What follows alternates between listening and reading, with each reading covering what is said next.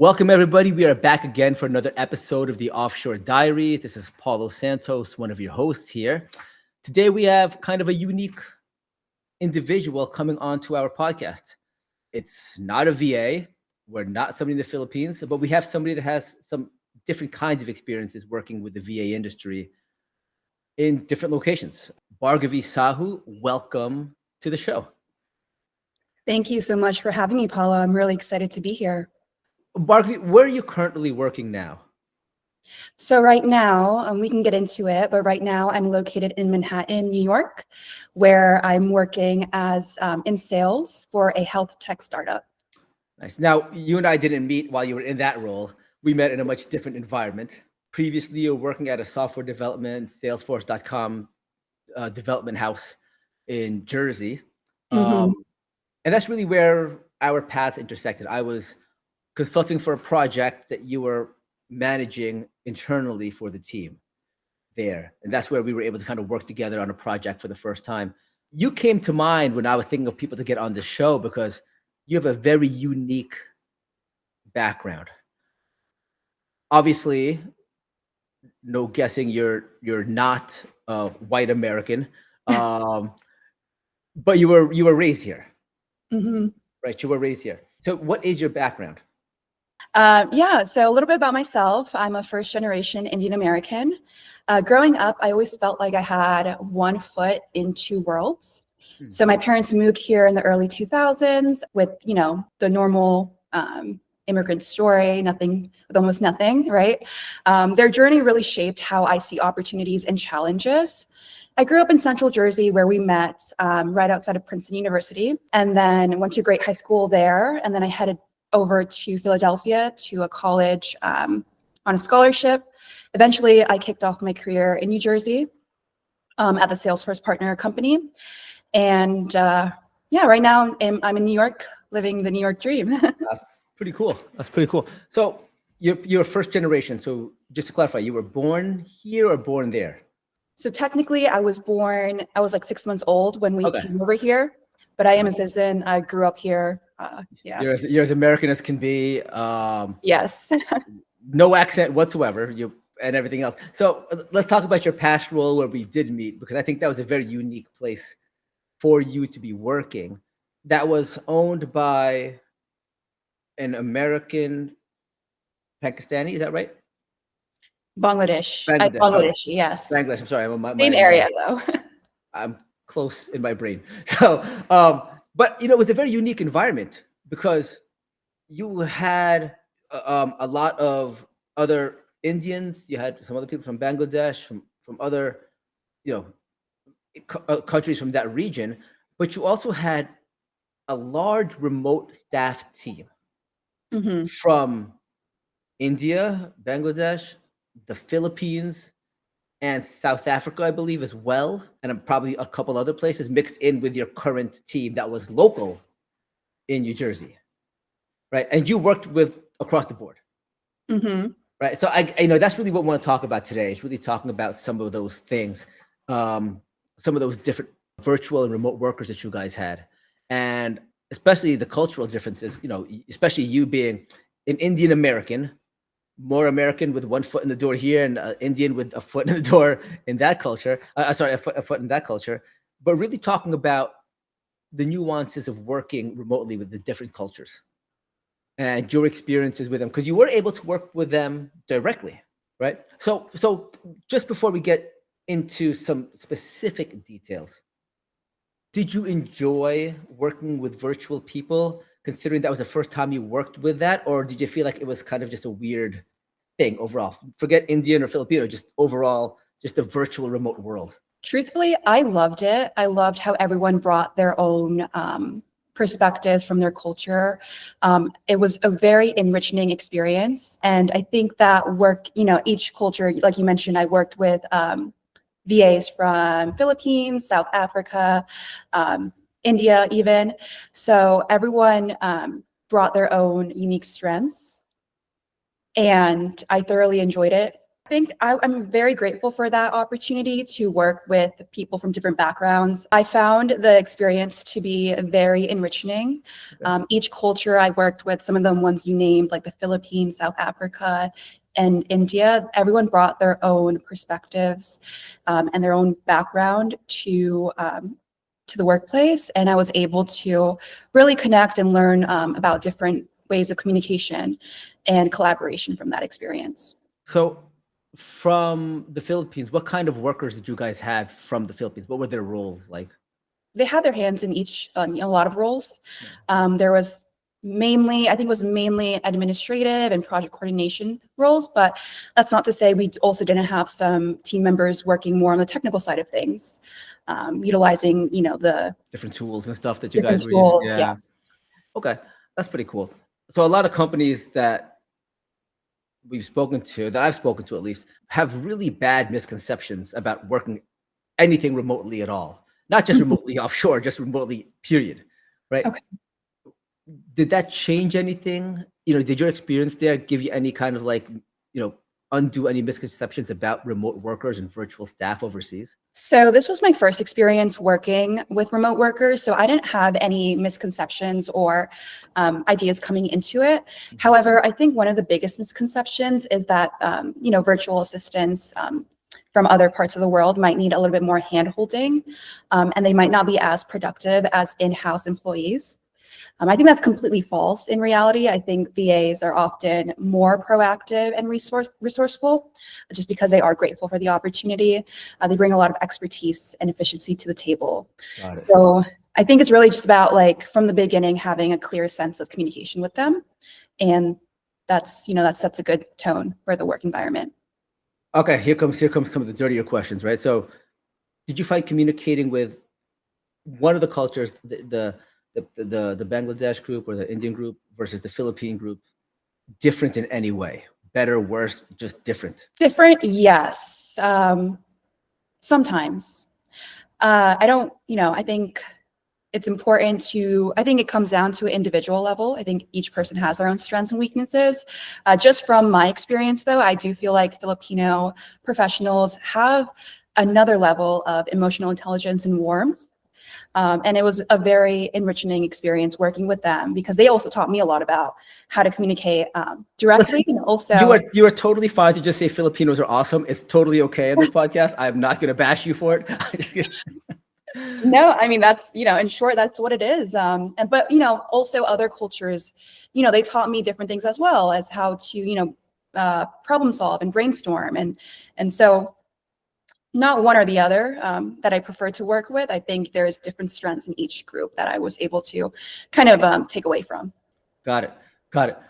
Filipinos have this role, I guess, sorry, this misconception role that they're a very submissive, very shy, very, not laid back, but kind of just very service-oriented mindset all the time.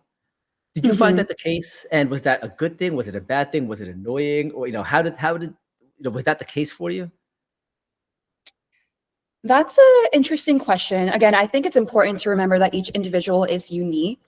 But to your point, I do think if there's any tendency at all, it's definitely that they lean a little bit more polite and not wanting to say no, which, as you know, can sometimes lead to misunderstandings about timeline.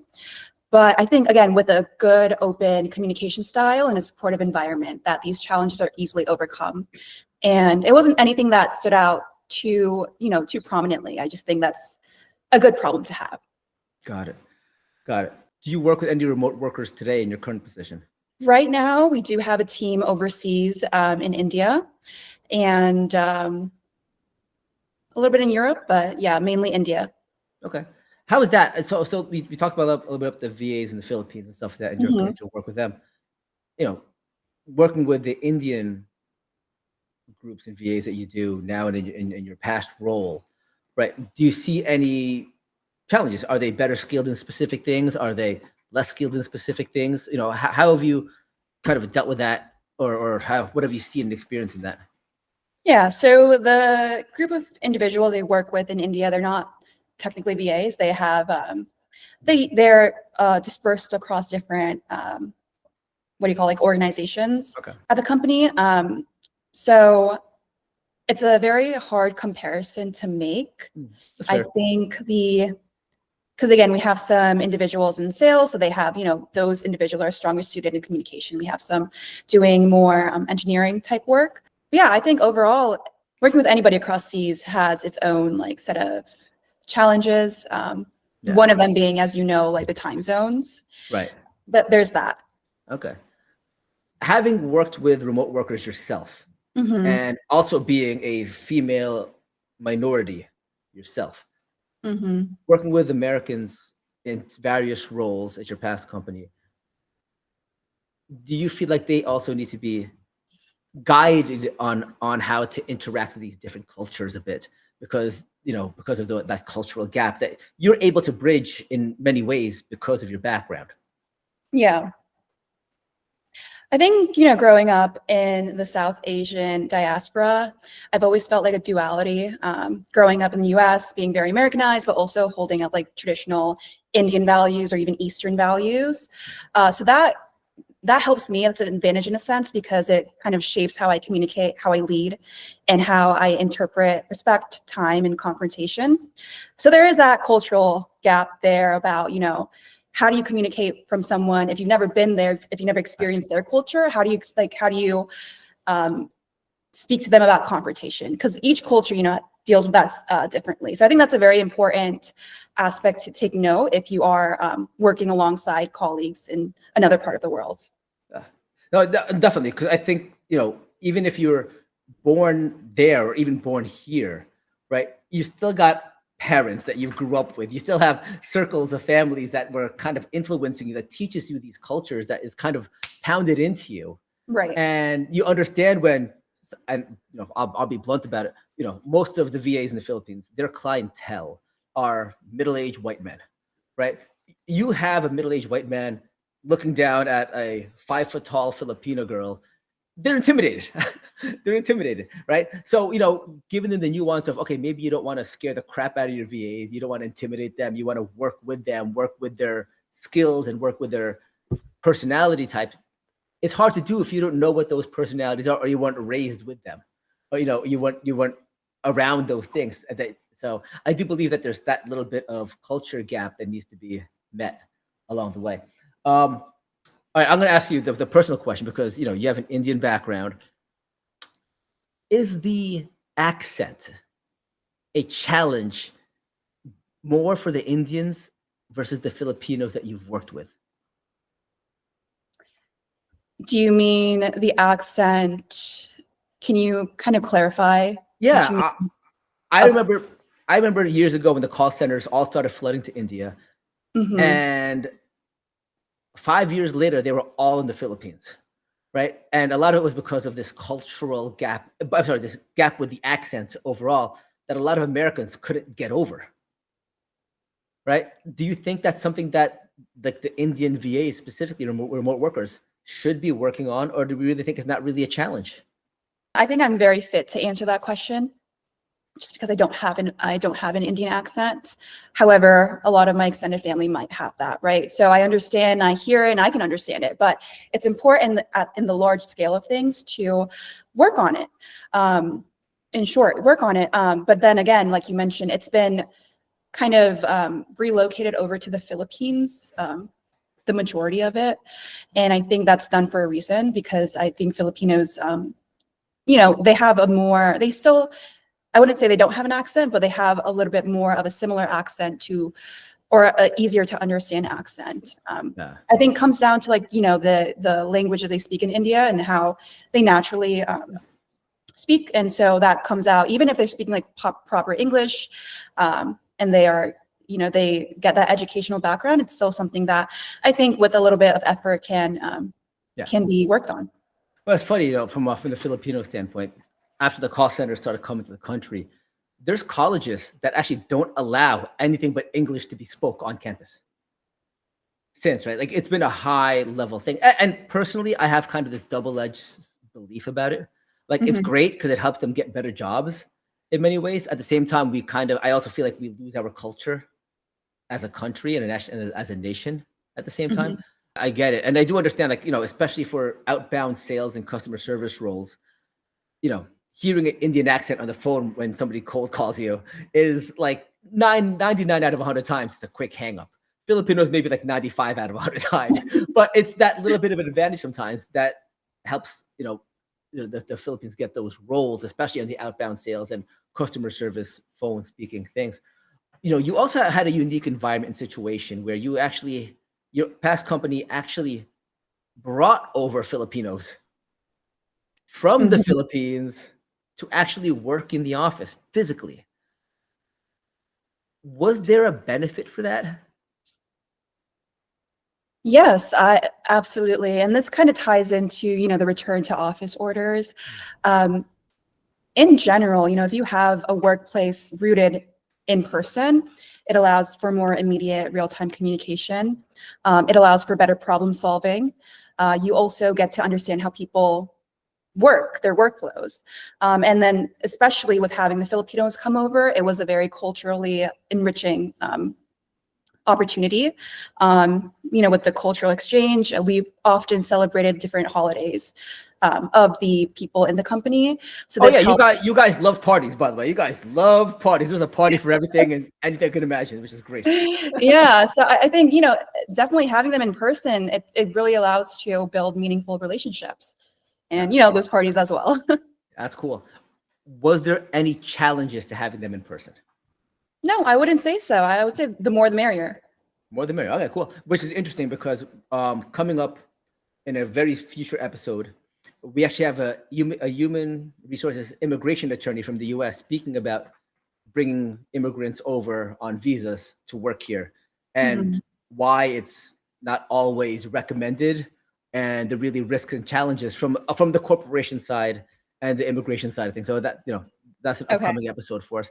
Thank you for your time on this. This has been very cool. I think from the VAs from the Philippines, who are a majority of our audience, hearing from somebody who's worked with both the Indian constituents and the Filipino community really opens up a lot of conversations in the future for us.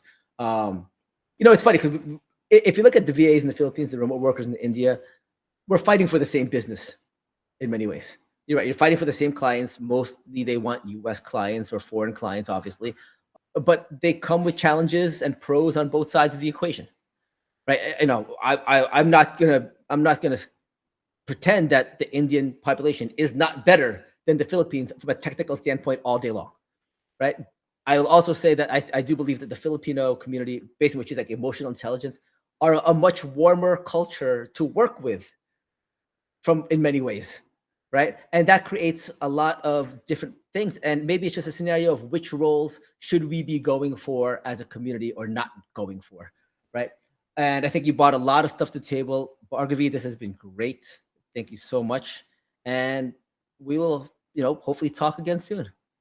Yeah, thank you again for having me, Paulo. I think this was a really insightful conversation that we had. Thanks, everybody. We'll talk soon. Bye.